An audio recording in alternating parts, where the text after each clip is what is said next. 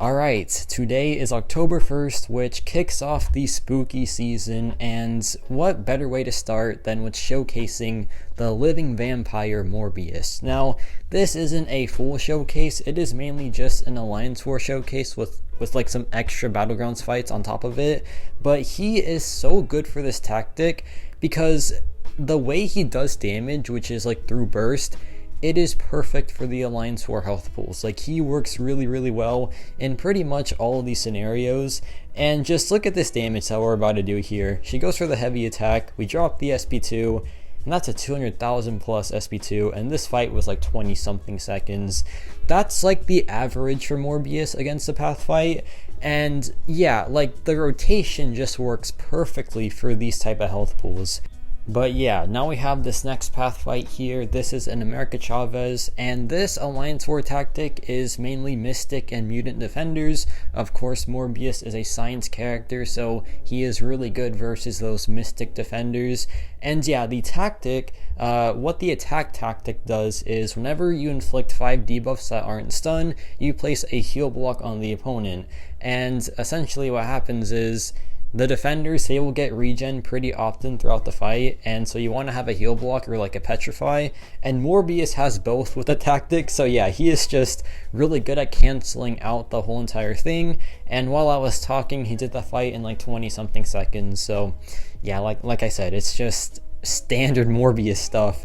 Now we have this Longshot fight, and this one's a pretty fun one because Longshot can nullify our fervor, right? I really hope I'm saying that right. I'm pretty sure it's fervor, but yeah, he can nullify that. But once he does nullify that, then we get an extra fervor passive, and while that fervor passive is active, we get to glide infinitely. So against these characters that nullify, that have like a neutralize or something, he gets to basically glide a whole lot more often. And when you glide more often, hold on one second, I just saw what happened. Okay, so little tip here for the Morbius players. Longshot, he actually does counter miss on the SP1, so do not try to do what I did there. I don't know why he counters miss on the SP1. I feel like that is so random and like zero purpose for that to happen. But yeah, like I was saying, so with Morbius here, you basically get to infinite glide against these nullify characters, so it's a really fun matchup. And yeah, it'd be a lot more fun if I could actually go in on the SP1, but I can't, so that's amazing. Now we have this Absorbing Man fight, and usually against bleed immune characters, he is really good, because whenever he inflicts a bleed while they're bleed immune, it turns into a rupture.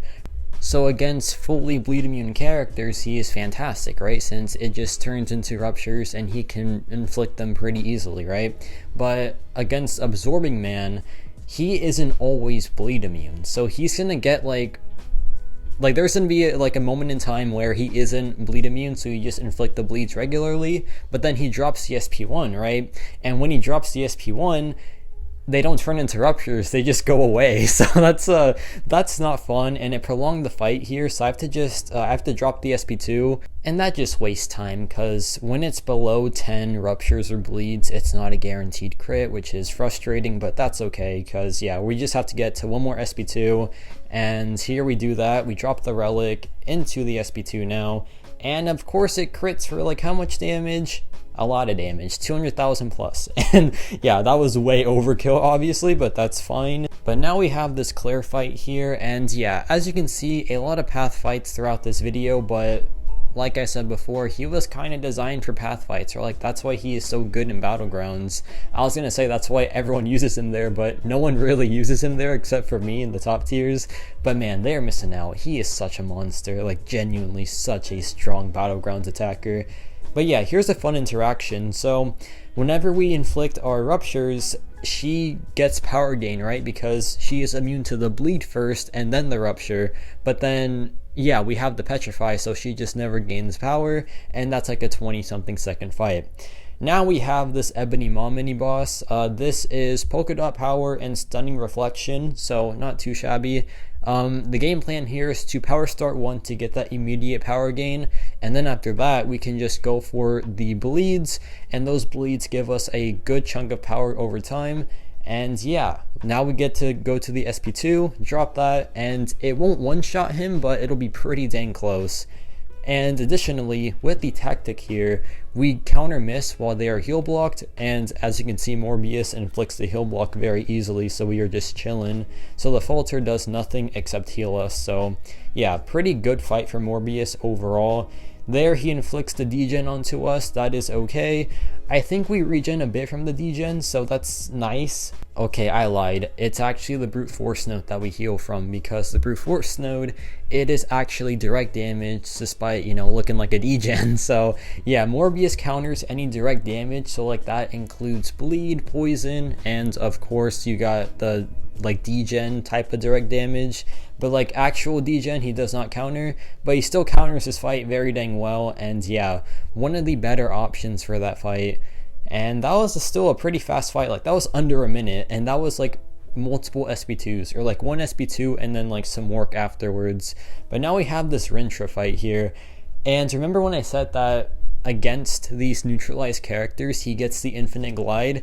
Well yeah, this is pretty much the best scenario for him. This is a whole fight of the infinite fervor glides, unless I play it wrong, and by playing it wrong I mean I just get unlucky with the neutralized procs. But yeah, first one is a passive, so that's perfect. Second one, if we don't get the neutralize here, it is not passive, so yeah, there it's a buff, so we can't glide anymore, so that is unlucky. We still got one free glide, which is pretty sweet. Here we go back in. We have enough debuffs for the SP2, so let's just drop that real quick. And actually no, we're gonna drop it after the charges from Rintra fall off, because I think if you drop it when he has like above 15, he would just take no damage from it. But there he takes all the damage from it, and yeah, another really short fight, another short path fight, not surprising at all. Now we have this Wiccan fight. This Wiccan fight isn't anything too crazy, though Wiccan can kind of be a wild ride of a fight if like you get that neutralized and you try to do the favor glide and then he like incinerates you a ton. It can get dangerous, right? So just do not get neutralized and then you are good, which is kind of surprising because like I said earlier, you want the neutralize on you usually, but no, his incinerates on defense are pretty dang dangerous. So here he drops CSP1, and check this out, I can just glide through it because why not? That's the best part of being a vampire, I guess. You just get that glide, you can just phase through things. It's kind of like a phase, but it's way cooler because it's a vampire doing it. And yeah, drop the SP2, game over. Now we have a little bit of extra here. We have some Battlegrounds highlights. This is by far the coolest fight you will ever see in your life. I'm just saying it straight up. We have this Onslaught with Morbius, and this is just a thing of beauty, man. Look how fast he does this fight. This is a rank 3 Onslaught, by the way, so like this is the highest it gets, and it is a perfect matchup for Morbius because check this out. We go in for the glide right there, and yeah, we just get those extra 5 bleeds, which are huge for this type of health pool. So we go back in, drop the relic into the SP2, and this right here was a 33-second takedown of a rank 3 Onslaught. Unreal, just unreal stuff, man. He is so good for that fight. And yeah, once you learn the trick to fighting Onslaught, you can like apply it to Morbius, and then you are just chilling. It's such a fun fight. But yeah, now we have this Nick Fury fight here, and he is pretty good for Nick Fury as well. I think you can get like you can, I think, stop the second life with enough luck, but I'm not gonna try for it here. I'm just gonna try to do as much damage as possible and like out damage both lives. So there's the first one down. It's been less than 30 seconds, so that's already crazy stuff. But yeah, time for the second one. There I'm pretty sure I phased through the SP2, which is awesome. I love doing that. And now it's time to just close out the fight with one more SP2. Here he drops it. Can't phase this one, so I have to do it regularly and just go for the dex. Go for the intercept into the SP2. and yeah, a beautiful 210,000 SP2 because why not? Now we have this Onslaught fight. This is a different Onslaught, and this is in a different meta. This is in the Crit Me meta, and this is such a clean fight yet again. Onslaught with Crit Me might be a bit dangerous because if you crit him a lot, then he will get those Nero Shocks on you, and that of course isn't what you want, right? Like you can do like a whole combo and get like 5 Nero Shocks, so like do that twice and then you're kind of just done for.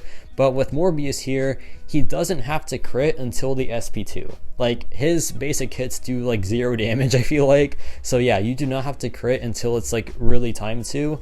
And there I cash in on the intercept for the guaranteed crit. I drop the SP2, and look at that, man. That is what, 35 seconds? Incredible stuff. Like this is just absurd really how strong he is for Onslaught, and just in general, like he's so strong for the Alliance War tactic. He is doing 20-second path fights.